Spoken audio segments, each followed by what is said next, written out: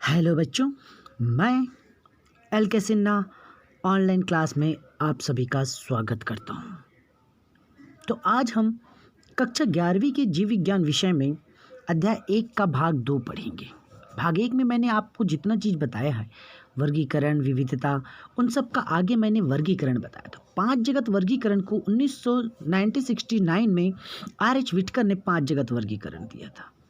इसमें और वैज्ञानिक 3 सम्मिलित थे, परंतु इन्होंने जो दिया था उसे मुख्यतः R.H. विटकर के नाम से ही जाना जाता है। 5 जगत वर्गीकरण को 5 जगत वर्गीकरण में 5 जगत का आधार कोशिका संरचना, कोशिका की संरचना, उसका शरीर, जाति, जीवन जीने की दशा आदि के लक्षणों के आधार पर इसे वर्गीकृत किया गया था। अर्थात भोजन किस तरीके से ग्रहण करता है, शरीर की संरचना कैसे रहती है, इस प्रकार इन सभी लक्षणों के आधार पर इन्हें क्या किया गया था, वर्गीकृत किया गया था। तो वर्गीकरण की संरचना में 3 वैज्ञानिक थे जो कि कोशिका संरचना, पोषण, आधार से संबंधित थे। इन तीनों ने मिलकर कोश की संरचना और पोषण सूत्र तथा शरीर के संगठन के आधार पर 5 जगत में बांटा था। तो 5 जगत है कौन कौन से? 5 जगत है मोनेरा जगत, प्रोटिस्टा जगत, फंजाई जगत, प्लांटी जगत और एनिमिलिया जगत। देखिए, मोनेरा, प्रोटिस्टा, फंजाई, प्लांटी और एनिमिलिया, इस तरीके से ये 5 जगत मुख्यतः हैं। 2 जगत हमने पहले ही पढ़ लिया था, प्लांटी और एनिमिलिया, बाकी 3 जगत बाद में आए। तो सबसे पहले आज हम पढ़ते हैं मोनेरा जगत के बारे में। मोनेरा जगत के जीव पृथ्वी पर सबसे पहले उत्पन्न होने वाले जीव हैं और इनमें जीवाणु आते हैं, नीलहरित शैवाल आते हैं और माइकोप्लाज्मा आते हैं। ये मुख्यतः एक कोशिकीय और प्रोकैरियोटिक होते हैं। इसके शरीर के संगठन में केंद्रक और कोशिकांग नहीं पाए जाते। तीनों में अनुवांशिक पदार्थ डीएनए ही होता है। याद रखिए, अनुवांशिक पदार्थ जो होता है क्या, डीएनए। इसके चारों ओर कोशिका भित्ति पाई जाती है जो सेल्यूलोज की ना बन के काइटिन की बनी होती है। इसमें अपवाद है कि नीलहरित शैवाल जो होता है वो प्रकाश संश्लेषण की विधि के द्वारा अपना भोजन स्वयं बनाता है। जीवाणु जबकि विषमपोषी होते हैं और अपना भोजन स्वयं नहीं बना सकते। भोजन के लिए ये जीवधारी और मृत चीज़ों पर, मृत कार्बनिक पदार्थ जो है उस पर निर्भर होता है। और इसमें जनन की बात करें तो इसमें अलैंगिक जनन, ठीक है, और मतलब अपने समान संतति उत्पन्न करते हैं द्विखंडन के द्वारा। द्विखंडन मतलब 1 से 2 भागों में बट जाना। मुकुलन मतलब किसी एक भाग का टूटकर अलग हो जाना, वो मुकुलन कहलाता है। जीवाणुओं की अगर मुख्यतः संरचना और इसके अन्य कारणों को देखें तो ये गर्म जल की झरना, बर्फ, गहरी समुद्र, मरुस्थल आदि पर प्रतिकूल स्थितियां हैं इनकी, जहाँ पर ये पाए जाते हैं। अन्य जीवों के अंदर भी ये जीवित रह सकते हैं। मनुष्य के आंत में इसिचीरिया कोलाई पाया जाता है। और अगर इसकी आकार की बात करूं तो ये गोलाकार जैसे कोकस और थोड़ा सा लंबा वेसिलाई और विब्रियो आकार का और स्पिलाई मतलब लंबा सांप के समान भी होता है। ये इसके आकार होते हैं। अब दूसरी अगर मैं बात करूं किसकी, प्रोटिस्टा जगत की। प्रोटिस्टा जगत ये भी एक कोशिकीय होता है। उदाहरण के लिए इसमें आते हैं अमीबा, पैरामीशियम और युगलिना, इसके मुख्य उदाहरण हैं। ये एक कोशिकीय होते तो हैं, परंतु ये प्रोकैरियोटिक ना होकर क्या होते हैं, यूकैरियोटिक होते हैं। ये दोनों में भिन्नता आई। इसका सुसंगठित केंद्रक और झिल्लीबद्ध कोशिकांग पाए जाते हैं, मतलब इसके अंदर कोशिकांग उपस्थित रहते हैं। इसके चारों ओर कोशिका भित्ति पाई जाती है। चारों ओर एक कठोर आवरण होता है जिसे क्या कहते हैं, भित्ति। गमन मतलब गति करने के लिए इसमें सीलिया और फ्लैजिला पाए जाते हैं। अमीबा में कूटपात पाया जाता है। और अगर पैरामीशियम की बात करूँ तो सीलिया एक छोटे छोटे बाल के समान संरचनाएं पाई जाती है। पोषण की विधि को देखें तो मुख्यतः ये स्वपोषी होते हैं और पैरामीशियम जो होता है विषमपोषी और स्वपोषी दोनों हो सकते हैं।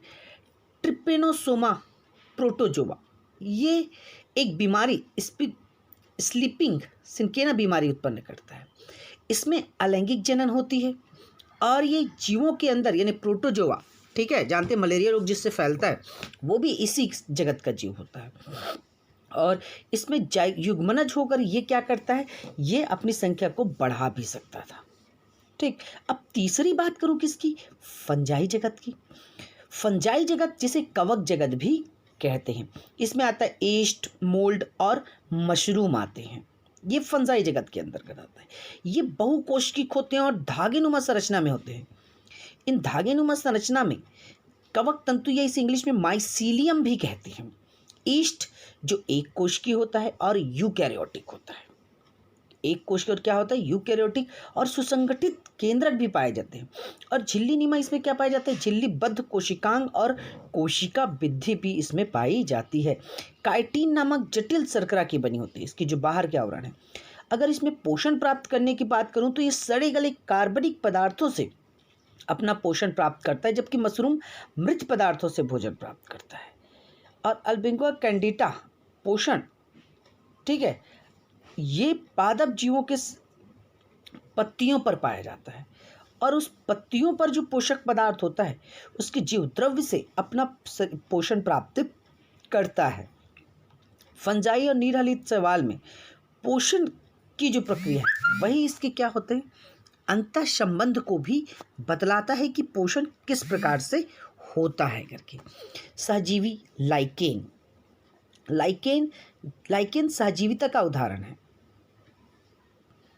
फंजाई में दो प्रकार की जनन होती है, लैंगिक और अलैंगिक। अलैंगिक में खंडन मतलब डायरेक्ट टूटना, विखंडन होना, ठीक है, और मुकुलन की प्रक्रिया पाई जाती है। खंडन, विखंडन और मुकुलन की प्रक्रिया पाई जाती है। ये किसमें, अलैंगिक जनन की विधि होती है इसमें। और जैसे कि कोनेडिया, ठीक है, चल बीजाणु, ठीक, ये इनमें पाए जाते हैं। लेकिन अगर लैंगिक जनन की बात करूं तो इसमें क्या, ओस्पोर्स, एस्केरिस बीजाणु या वेसिडियम, ऐसे ये बीजाणुओं का निर्माण करते हैं जो एक स्थान से दूसरे स्थान पर क्या हो सके, गति कर सके, चाहे वो वायु के माध्यम से हो या किसी भी माध्यम से हो। तो दो, अगर इसकी चरण को देखें तो दो चल या अचल युग्मकों में प्रोटोप्लाज्म का संलयन होता है, जिसे क्या कहते हैं, प्लाज्मोगेमी कहते हैं। और उसमें अगर दो केंद्रक संलयन होती है तो उसे क्या कहते हैं, केंद्र संलयन कहते हैं, यानी कैरियोगेमी कहते हैं। और युग्मनज के मियोसिस विधि में अगुणित बीजाणु जीव का निर्माण करते हैं, अगुणित बीजाणु जीव का निर्माण भी करते हैं। फंजाई जगत में एक चीज है कि भोजन को फ्रिज में क्यों रखते हैं, अगर हम पूछे तो याद रखिए जो सूक्ष्म जीव हैं इन्हीं सब की बचाव के लिए ही, बैक्टीरियल फंजाई से खराब ना हो करके ही भोजन को हम फ्रिज में रखते हैं ताकि उत्पन्न ना हो सके। अब आगे पढ़ते प्लांटी जगत। प्लांटी जगत की अगर मैं बात करूं तो वो क्या होता है, स्वपोषी होता है। और क्यों, क्योंकि इसमें क्लोरोफिल पाया जाता है जो कार्बन डाइऑक्साइड और जल का उपयोग करके ग्लूकोज और जल का निर्माण करता है। इस विधि को क्या कहते हैं, इस विधि को हम प्रकाश संश्लेषण कहते हैं। अर्थात, और कोशिका की बात करूं तो ये बहुकोशिकीय होते हैं, अर्थात एक से अधिक कोशिकाओं से मिलकर बने होते हैं। और वो यूकैरियोटिक कोशिका होती है जिसमें केंद्रक स्पष्ट रूप से पाया जाता है। झिल्लीबद्ध, जिसे प्लाज्मा मेम्ब्रेन भी कहते हैं, वो चारों ओर से घिरा हुआ रहता है। इसमें कोशिका भित्ति जो रहती है वो सेल्यूलोज की बनी होती है। सेल्यूलोज के बने होने के कारण ये बहुत ज़्यादा कठोर रहता है। इसमें जाइलम और फ्लोएम दो ऊतक पाए जाते हैं। जाइलम जल को और फ्लोएम भोज्य पदार्थों के संवहन का कार्य करती है। स्वपोषी जीव होने के कारण इसकी मुख्य विशेषता यही है कि ये अंतः विषमपोषी जीव भी होती है, कुछ अपवादवश इसे कह सकते हैं। अब अगर जनन की बात करूं कि इसमें लैंगिक जनन किस प्रकार का होता है और अलैंगिक जनन भी इसमें होता है, दोनों होते हैं, लैंगिक और अलैंगिक जनन। प्लांटी जगत में ये दोनों पाए जाते हैं। मैं पादप जगत में अगर प्लांटी जगत का वर्गीकरण देखूं, किसे और भागों में बांटा गया है, तो पादप शरीर बिना विभेदित हुए एक समान रहता है, उसमें और विभेदित जो रहते जड़, तना, पत्ती, इसमें कुछ पादप ऐसे भी होते हैं जो जड़, तना, पत्ती में विभेदित नहीं रहते, पूर्णतः एक समान दिखाई देते हैं, जैसे थैलोफाइटा अक्सर तालाबों में देखते हैं, ठीक है। और विभेदित पादप जिसमें जड़, तना, पत्ती अलग विभेदित रहता है। फिर विभेदित को और दो भागों में बांटते हैं, संवहन पुल की उपस्थिति में, मतलब एक में संवहन पुल होता है और दूसरे में संवहन पुल नहीं होता। तो संवहन ऊतक क्या है, ये जाइलम और फ्लोएम है, एक में उपस्थित रहता है और एक में अनुपस्थित। ब्रायोफाइटा में अनुपस्थित रहता है, जबकि, ठीक है, ब्रायोफाइटा में तो अनुपस्थित है और ये बीज का निर्माण करते हैं कि नहीं करते, इस अवस्था में भी अलग होता है। यानी बीज निर्माण बन रहे कि नहीं बन रहे, तो बीज रहित और बीज धारण करने वाले। तो टेरिडोफाइटा जिसमें बीज का निर्माण नहीं होता, और जिसमें बीज का निर्माण होता है, जैसे बीज फल के अंदर या फल के बाहर होते, उसके आधार पर भी उसे, अब बीज का निर्माण तो होता है, तो फल के अंदर हो रहा है कि फल के बाहर, इसके आधार पर भी इसे दो भागों में बांटा गया है। एक अगर बाहर रह रहा है, मतलब उसके चारों छिलका नहीं पाया जाता, तो इसे कहते हैं नग्न बीज या जिम्नोस्पर्म कहते हैं। और एक जिसके चारों ओर आवरण पाया जा रहा है, यानी बीज चारों ओर से ढका हुआ है, तो आवृत्ति बीजी या उसे एंजियोस्पर्म कहते हैं। और इस बीज पत्र में, ठीक है, बीज पत्र भी एक होता है या एक से अधिक होता है, मतलब एक भागों में होता है या दो भागों में होता है। एक भाग में हुआ तो उसे एक बीजपत्री, और दो भागों में होता है उसे द्विबीजपत्री। एक बीजपत्री में धान आता है, जबकि द्विबीजपत्री में चना आता है, मटर आते हैं। तो इस तरीके से थैलोफाइटा, ब्रायोफाइटा और टेरिडोफाइटा ये जननांग अप्रत्यक्ष होते हैं, मतलब स्पष्ट रूप से दिखाई नहीं देते। ये बीज उत्पन्न करने की क्षमता नहीं लगती, लेकिन फिर भी ये अपने आप तो वृद्धि करते, जिसे क्रिप्टोगेमी कहते हैं। जिम्नोस्पर्म और एंजियोस्पर्म, इन दोनों में नर जननांग, मादा जननांग और बीज लैंगिक जनन होता है, और दोनों के जननांग पूर्णतः विकसित और विभेदित रहते हैं, ठीक, जिसे क्या कहते हैं, फेंड्रोगेमी कहते हैं। इसमें भ्रूण जो होता है युग्मनज के बाद खाद्य पदार्थों का ग्रहण करता है और वहीं से विकसित होकर एक नए पौधे तैयार करता है। ये किस में होता है, ये प्लांटी जगत के जिम्नोस्पर्म और एंजियोस्पर्म में होता है। याद रखिए, बीज के चारों ओर आवरण की बात किया था मैंने। अब आता है इसमें कि यूलोथ्रिक्स, अलावा, क्लोबेडोफोर और स्पाइरोगायरा और कारा, ये ऐसे हैं जिनमें अलैंगिक जनन, इसमें जड़, तना, पत्ती अलग अलग तो दिखाई नहीं देता, ठीक है। अब क्लोमाइडोमोनास, ये भी एक कोशिक है, ये सूक्ष्म जीव है, लेकिन आसानी से देख नहीं सकते, माइक्रोस्कोप की सहायता से इसे देखा जा सकता है। कैल्प, जो समुद्र में पाया जाता है, तो ये शरीर की संरचना में विभेदित नहीं पाया जाता, पूर्णतः एक समान दिखाई देते हैं, जबकि बाकी में जड़, तना और पत्ती में दिखाई देता है। ये दोनों में अंतर था, ठीक। थैलोफाइटा में शैवाल भी इसी में अंतर्गत आते हैं। ये जलीय पौधा होते हैं, याद रखिए, जल में अक्सर पाए जाते हैं। इसमें क्या पाया जाता है, क्लोरोफिल पाया जाता है, और प्रकाश संश्लेषण की क्रिया के द्वारा ये अपने भोजन का निर्माण करते हैं। ये इसकी क्या होती है, मुख्य विशेषता होती है। अब अगर हम भोजन का निर्माण करें तो स्वपोषित तो होंगे ही, ठीक है। इसके अलावा इसमें तालाबों में जैसे देखिए तो ये पादप प्लावक के रूप में उपस्थित रहते हैं, जिसे फाइटोप्लैंक्टन भी कहते हैं। ये जल में उपस्थित रहते हैं और कुछ नमी युक्त पत्थर पर भी, मिट्टी पर या लकड़ी पर भी पाए जाते हैं। थैलोफाइटा के जो सदस्य हैं, ठीक है, काई के रूप में अक्सर हम देखते हैं, या नील हरित शैवाल या कवक के रूप में इसे देखते हैं। कहीं कहीं कवक के रूप में भी कवक पाया जाता है। तो ये सब चीज़ें लकड़ी पर जैसे देखते हैं ना, तो ये सहजीविता का उदाहरण होता है, ठीक है। कवक और शैवाल एक साथ जीवन यापन करना। और स्पाइरोगायरा होता है, वो अलैंगिक जनन पाया जाता है। स्पाइरोगायरा में अलैंगिक मतलब विखंडन, दो भागों में बढ़ जाना। और क्लोमाइडोमोनास जो है वो अपने अंदर विखंडित होकर खंडन की क्रिया के द्वारा जो स्पोर का निर्माण करता है बहुत सारे, और वो अलग अलग जगहों में चले जाता है। और लैंगिक जनन की अगर बात करूं तो लैंगिक जनन कारा में जैसे होता है, तो युग्मक बनते हैं, नर और मादा युग्मक। ये दोनों युग्मक संलयित होते हैं और विकसित होकर एक नए पौधे का निर्माण करते हैं। लिवरवट, मार्केसिया और मांस का निर्माण करने वाले कौन सा है, ये फ्यूनेरिया होता है जो इसका निर्माण।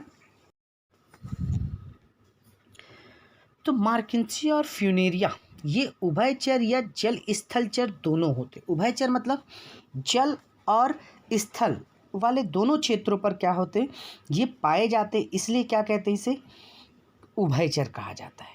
जनन के लिए जल पर निर्भरता कहते हैं। इनमें जाइलम और फ्लूएम नहीं पाए जाते। सतह पर जल और पोषक तत्वों का ये क्या करते हैं, अवशोषण करते हैं। अवशोषित कर कर एक सेल से दूसरे सेल कोशिका के माध्यम से जाते हैं।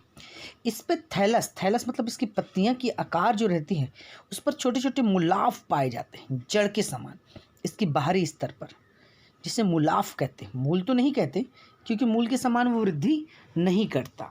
और देखिए, पत्ते जैसे तो होते हैं, परंतु ये जड़, तना और पत्ती में विभेदित नहीं होते। अधिक विभेदित होते हैं। लैंगिक जनक होते हैं, बहुकोशिक होते हैं। पुधानी यानी स्त्रीधानी या क्या नरधानी। पुधानी मतलब क्या होता है, नरधानी, और स्त्रीधानी मतलब, तो ये दोनों के गैमेट एक चक्र के द्वारा जल में मिलते हैं। पुधानी और किसके गैमेट, स्त्रीधानी के, दोनों के गैमेट जल में मिलकर युग्मनज का निर्माण करते हैं और जिसे स्पोरोफाइट कहते हैं।